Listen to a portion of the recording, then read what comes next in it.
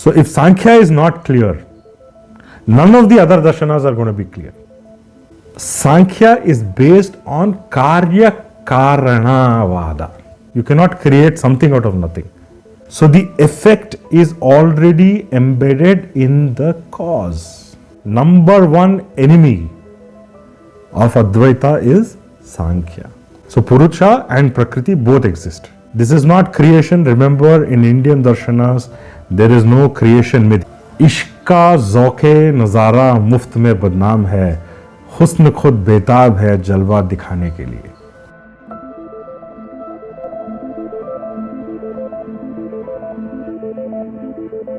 Today we are going to start with Sankhya Darshana. How darshanas themselves evolved and how India has developed this unique worldview, which is very different from other philosophies. That's why I say, for a lack of word, we use the word philosophy. When I say philosophy, please in your mind understand it is darshana. It is not the same as philosophy. And already in my introductory video, I've kind of spoken about the differences between Bharatiya darshanas, Indian darshanas, and a Western philosophy.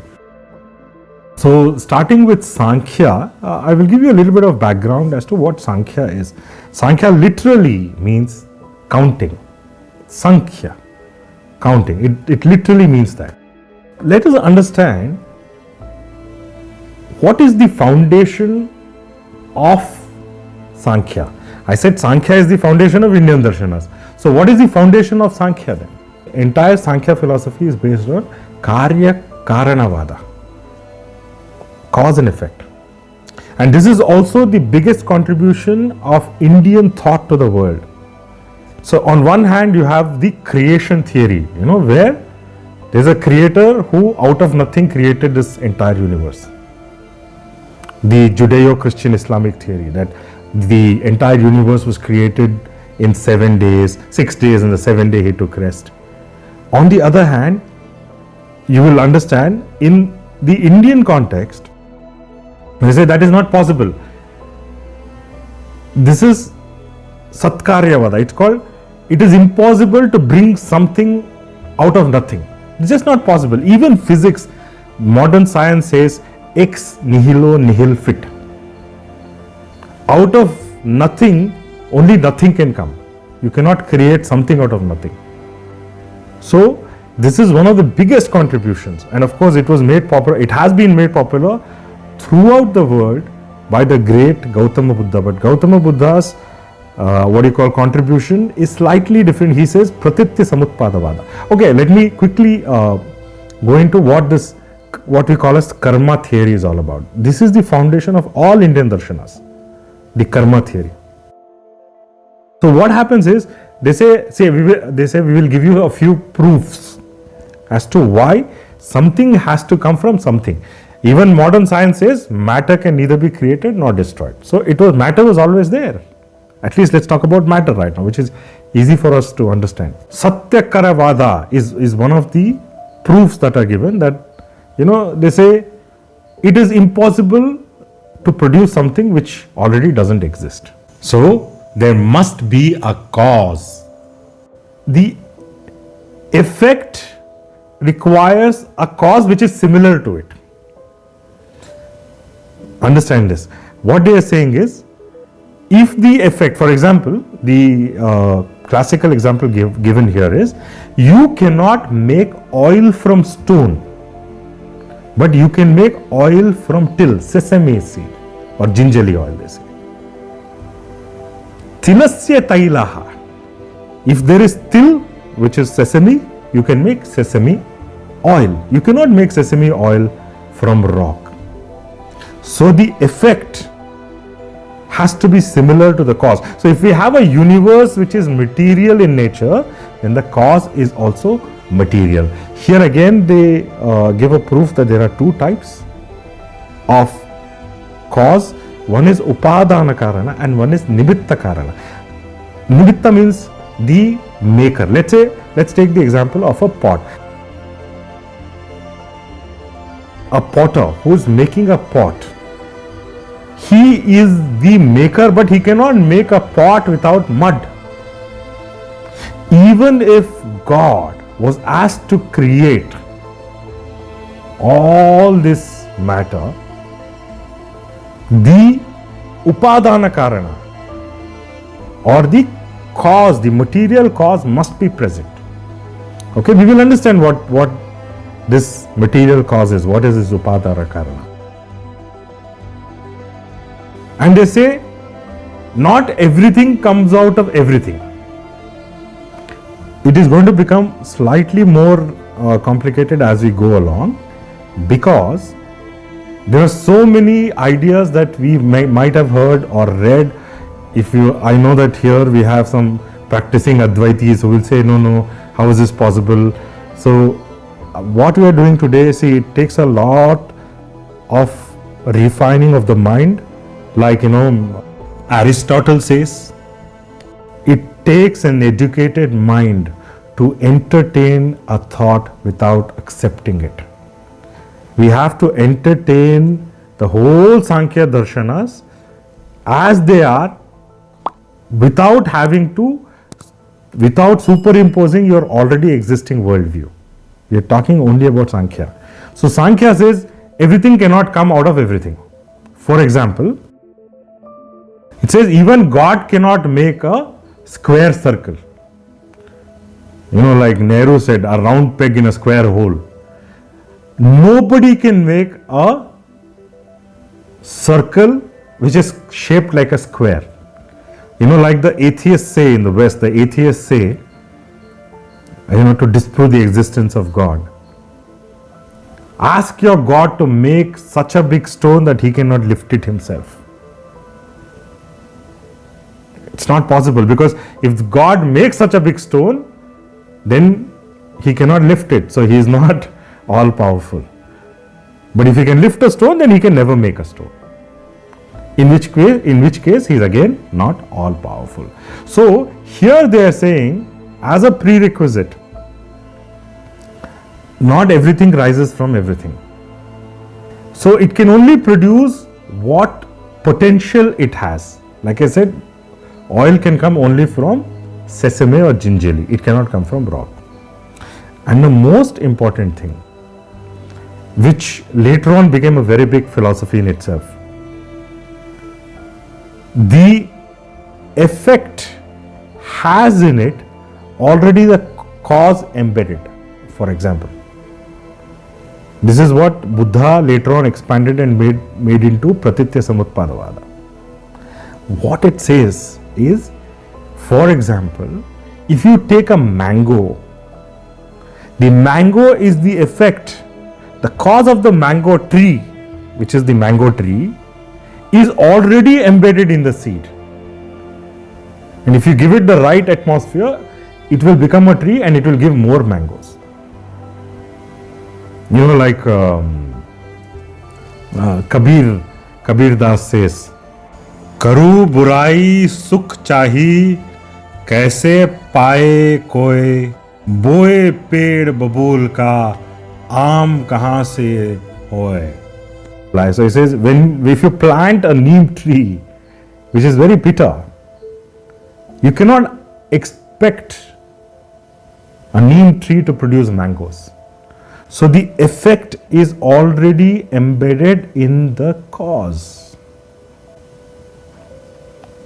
The cause is already embedded in the effect, both ways. So, of course, many of you might have read about Adi Shankara or Advaitins who are sitting here. In fact, Shankara says the number one enemy of Advaita is Sankhya. Okay?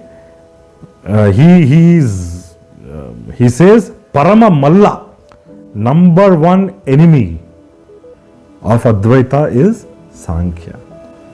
He says if the cause is already embedded in the effect,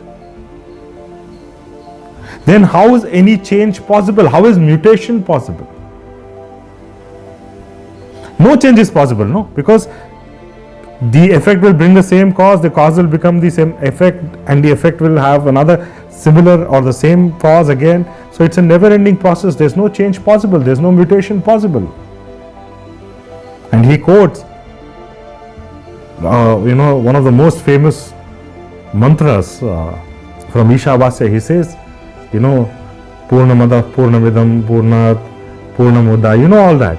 So from Purna, from completeness comes completeness. From completeness, if you take out completeness, you are still left with completeness.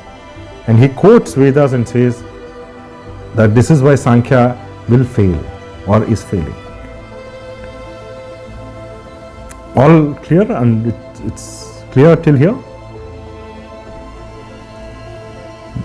Okay. So for anything to exist, karya, we need the effect and we need the corresponding material cause. So if existence is the effect, if this universe is the effect, then what is the material cause? We need to have a very, very big material cause, isn't it? Imagine the size of this universe, the sheer vastness of this universe. They say our galaxy itself is millions and millions of light years in size. And there are millions and billions of galaxies in this universe.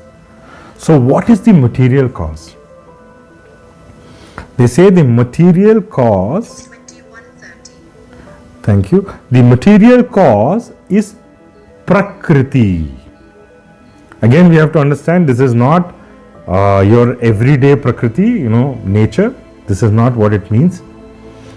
See, this is also why I request all my students to understand the foundation and the fundamentals of Darshana. Because the same word can be used in many, many ways. Nature is also Prakriti. Of course, you'll say, I went to Bannerghatta National Park, or I went to one of these sanctuaries, bird sanctuaries, and the Prakriti was great, the nature was great. Himalayas are such a Prakritic wonder, natural wonder. But here, Prakriti means Parakriti. Before existence. Kriti means creation. Before Kriti, before existence, it is a pure potentiality which is formless.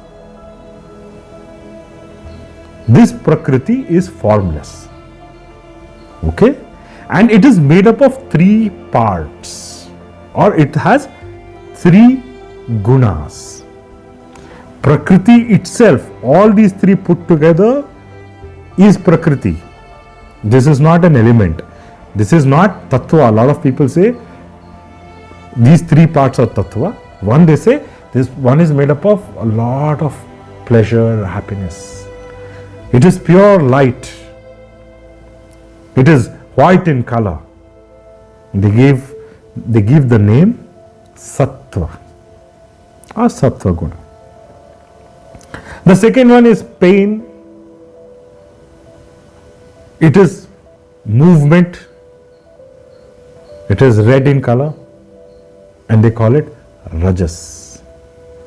Light, movement, pleasure, pain. And they say there's also a third quality which is unaffected by pain or pleasure. It is actually dull. The word they use is Udasin. It is dark. It is black. It's called Tamas. So this Triguna is what makes Prakriti as Prakriti. Understand, these are not Tattvas, these are parts of Prakriti. So, light, movement, darkness. This constitutes Prakriti. I'll be sharing a chart a little later for us to understand what it is. And there's a Kavi in the 10th century who has given an example of the beautiful eyes of a maiden, Mriganayani, one whose eyes are shaped like that of a deer. So the black iris that she has, the dark iris that she has, the pupil, that is the tamas. The white around it is pleasure, okay, and that is sattva. And the red makeup that she has done all around her eyes, that is rajas. So Prakriti represents that beautiful eyes of a maiden in which you will get lost. Okay, we'll see why. Prakriti is not born. She is always there. Why I am saying she? Because it is kind of portrayed as a female. She is not born, and just like modern science agrees, matter can neither be created nor destroyed. She is called Sarvagarbha, Jagat Janani. That doesn't mean that she will create something. She will manifest. Like we agreed, only something can come from something. So she already has the seed from which the tree will grow. So whatever is being manifested right now in the world is already there in her womb. That's why she is called Sarvagarbha, Mahagarbha, Jagat Janani. So everything will manifest at the right time and the right space. She is also called Mahashakti. She is the source of all power. She is called Triguna, the one who has three gunas. Just on a side note, there was a lot of tussle between the Einsteinian physics and the Newtonian physics. Newton thought about the falling objects and motion and all that. So he concluded that all matter is in inertia and it can move. If you remember your high school physics, all movement is because of equal and opposite force that has been put. So if there is matter, if the universe is made up of matter, the question arises, who moved this matter? Well, it's a huge universe. So somebody equally powerful had to put equal and opposite force. And then even physics had to bow down its head,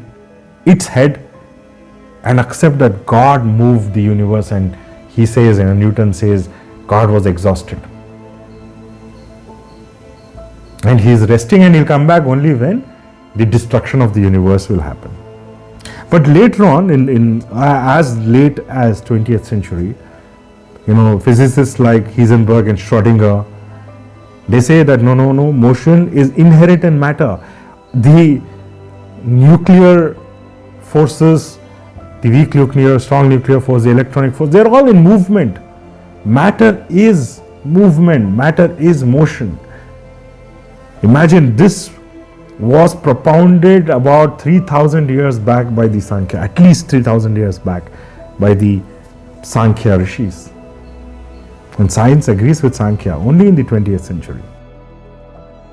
And if you just look at, we looked at the foundation, we said everything which is manifest has a similar cause. So everything you see around in this universe comes out of something, stays for some time, like lives for some time and dies. It is limited. So then the question arises, then is matter limited? No. We say matter manifests from one form to another. Matter manifests from one form to another. Matter will dissolve into matter. Even the Judeo-Christian Islamic philosophies, when people are buried and they're put into their graves, they say ashes to ashes, dust to dust. So you come from ashes, you go back to ashes, you come from dust, you go back to dust. Of course, Sankhya expands on it.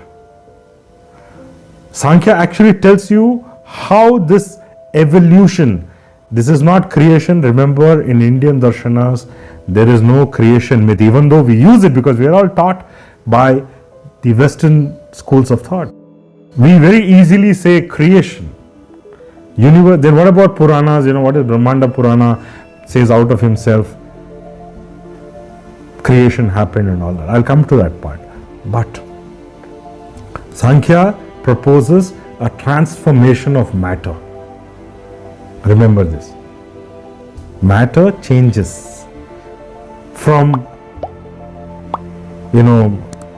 Akashat Vayu, Vayuragnihi, Agnirapaha. I'm sure you've heard of this. In fact, I think it is a good time, or maybe I'll play it later. So, matter transforms from one state to another state, from one form to another form. Prakriti is also jada, it has no life. Remember, it has no consciousness. It is bereft of any intelligence. This is according to Sankhyas. The three gunas have to be combined for manifesting. So how does this change happen? The three gunas combine. But just by combining, will something happen? No. They have to combine, and the Purusha, the second important eternal element, has to shine its light. So what is this Purusha? Just like Prakriti, Purusha also exists, period, timeless. It exists beyond time, beyond space, it just exists, it is there. So Purusha and Prakriti both exist. Purusha cannot make anything by itself. It is pure consciousness, Chetana. It is Nirguna. Why? Because it has to shine light, it has to throw light like a torch on the three gunas of matter. So if you have to throw light on something, then you must be above it. This is what Sankhya says. So when Purusha starts throwing his light on Prakriti, Prakriti starts manifesting. The combination of Sattva, Rajas and Tamas goes on. There's in Ishwara Krishna's Sankhya Karika, he gives the example of a dancer. He says, just like the dancer wants to showcase what she is capable of, a nautch girl wants to be appreciated, wants to be loved by the audience, she wants claps.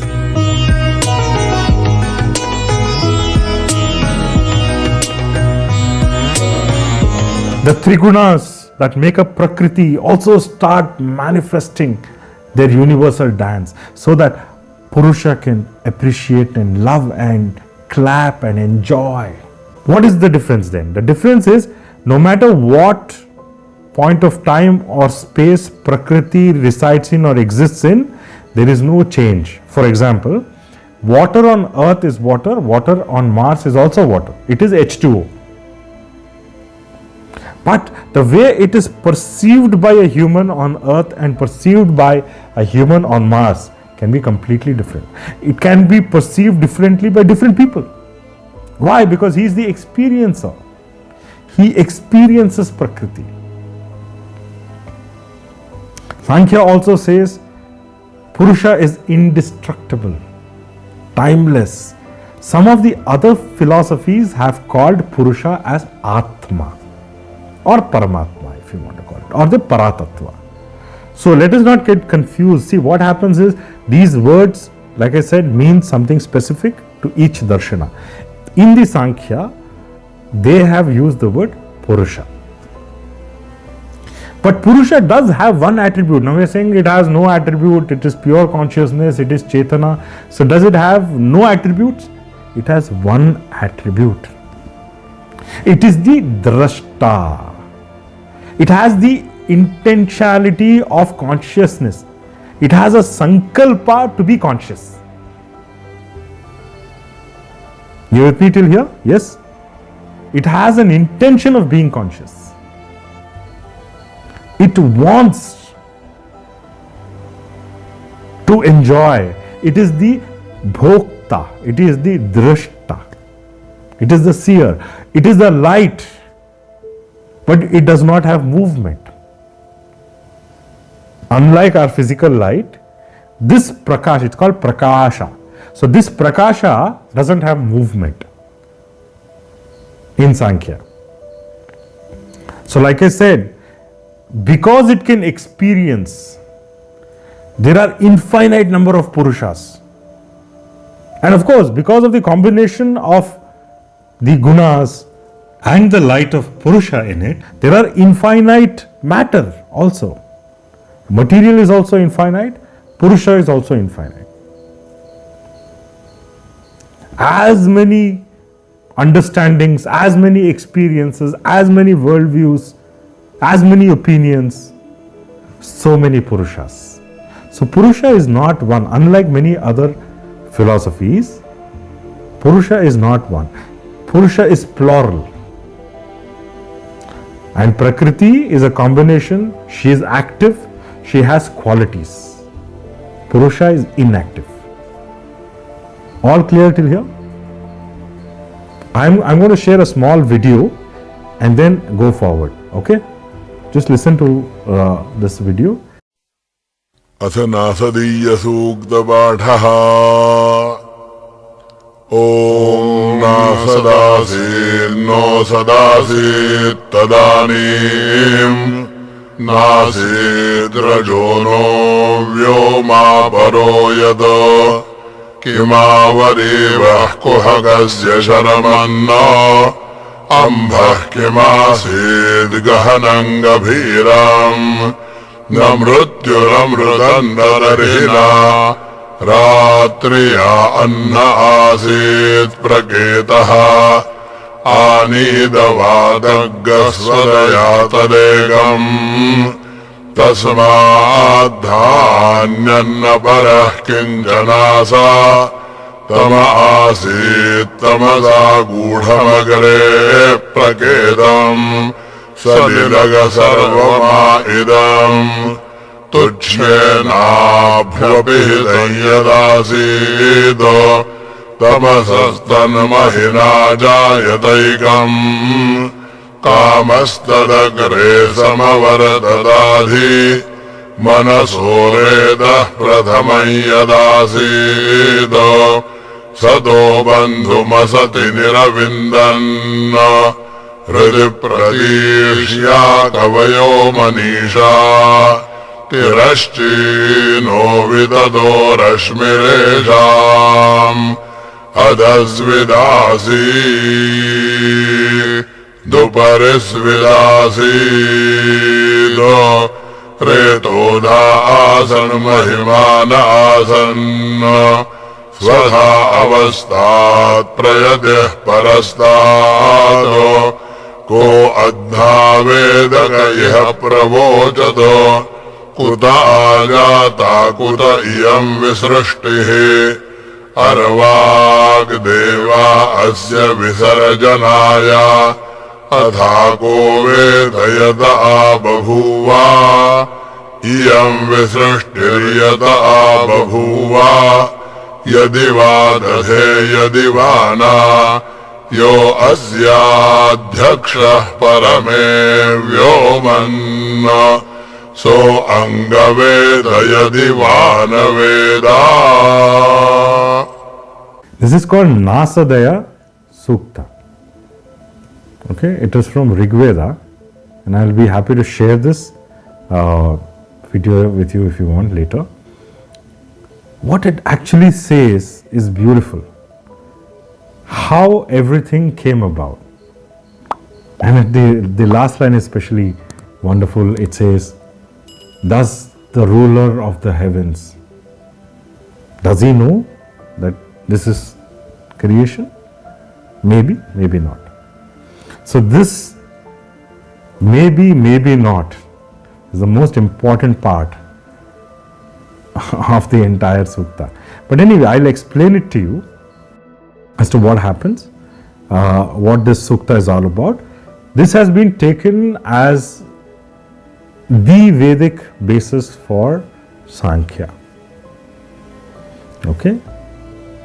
So, in fact, I'm reminded, before we go into Vedas, I'm reminded of a Sufi nazm, इश्क का ज़ौक़े नज़ारा मुफ्त में बदनाम है, हुस्न खुद बेताब है जलवा दिखाने के लिए.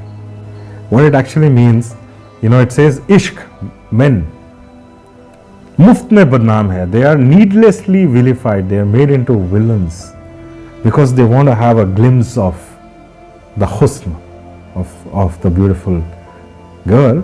But husn khud betab hai jalwa dikhane ke liye. But in reality, beauty herself is equally keen to flaunt herself. Women want to show, men want to see. It works out well at the end. This is exactly what the Veda Sukta is also talking about. Purusha was alone, and then a kamana came, a desire came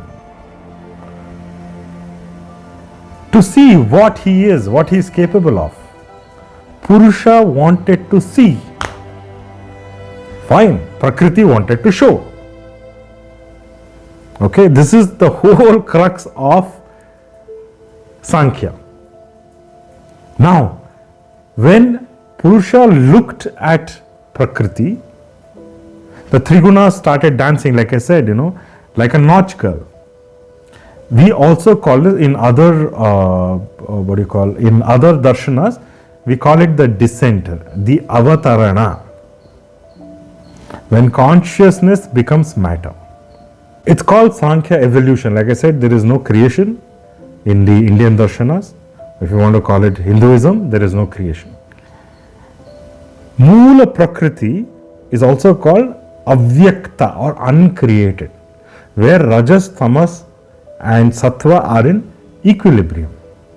When the light of Purusha is thrown on Moola Prakriti, Mahat, some people may say Mahat, and out of Mahat bhuddi came. Intelligence. This is Vyakta, this is visible because the light of Purusha is falling on it. This is the universal, understand that this is the universal intelligence. It is not an individual intelligence. And the more light that is shown, it says, see, there is no, for example, I tell you what, if I say, draw a peacock, you have to draw one peacock. You cannot draw a universal peacock, isn't it? There are many, many, many peacocks. So universality actually does not make you comprehend anything. It does not give you cognizance of anything. So that is when further, see, as we go into evolution or descent of consciousness, it becomes grosser and grosser. Okay? So here the I Ahamkara, oh, I am perceiving this peacock. It is a peacock. So from universal intelligence you have come to the ego. Again, this ego is a huge ego. This is the cosmic understanding of I. I has come about. And from there, as the dance of Rajas increases, the movement increases. This Ahamkara manifests as actually, let's say, 16 elements. It mixes with Sattva and creates the understanding of whatever you are going to see or whatever you are going to comprehend. Right? So what are these organs of perception? How do you see the matter? How do you take the matter inside? How does Purusha take the matter in? Through jnanendriya. Ears, eyes, skin, tongue, nose. Right? Clear till now? Any doubt? Just raise your hand. Okay. How does Purusha take Prakriti in? Through these senses. And Manas is also a sense, an organ. Jnanendriya, ears, eyes, nose, tongue and skin. Karmendriya, because you have to see the movement of the transmutation of material. Mouth, arms, legs, excretory, reproductive. I'll tell you how. What food goes into your mouth comes out the other way at the back. So there is motion of Prakriti inside of this body. Not just this body, all animals, plants, trees, everything. That's why we say evolution. From a single-celled amoeba to the most complex human, they have these organs. Organ of mouth, ingestion, organs of locomotion, arms and legs, organs of excretion, and organs of reproduction. Whether it is an amoeba tearing itself apart. Life initially was not very complex. The amoeba tore itself apart and started sex. So just tearing itself into two parts is also reproduction. Right? And then, now that you have the capacity to take Prakriti inside of you, now you have the capacity to bring matter inside of you. So what are the ways in which you will bring it in? Each of these ways correspond to a particular jnanendriya. For example, Shabda, sound, will enter you through your ears. Touch will enter you through your skin. Form, that is Rupa, will enter you through your eyes. Taste will enter you through your jivha, tongue. Rasa, smell, Gandha, will enter you through your nasika. Right? Then even more light is thrown. Purusha tries to go further.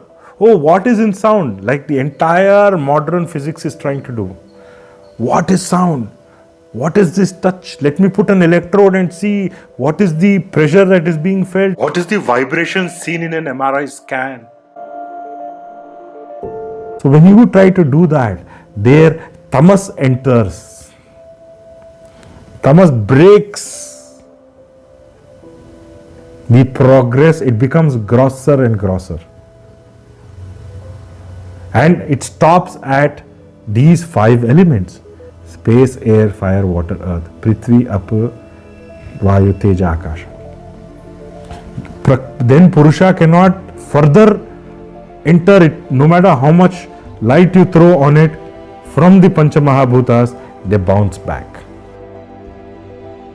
And this is where we stand today. If you are here sitting in this class, if you are attending this session, then you have all evolved into this point where you are able to comprehend what is happening. Any further progress is not possible because tamas has put a brake. It is inertia. It has stopped you. But there is a way which is not mentioned in Sankhya. That way is to go back, and that we call the ascent. I told you this is the descent of consciousness into matter. Matter can also go back into consciousness, which is what we teach, which is what Rishikula is all about, which is what Mahakriya, what we teach as a specialized form of yoga, combination of yoga and tantra. What we teach is the ascent of consciousness, of matter back into consciousness. Is this clear? I'll share this with you all through WhatsApp a little later. Is this clear? Okay, fantastic.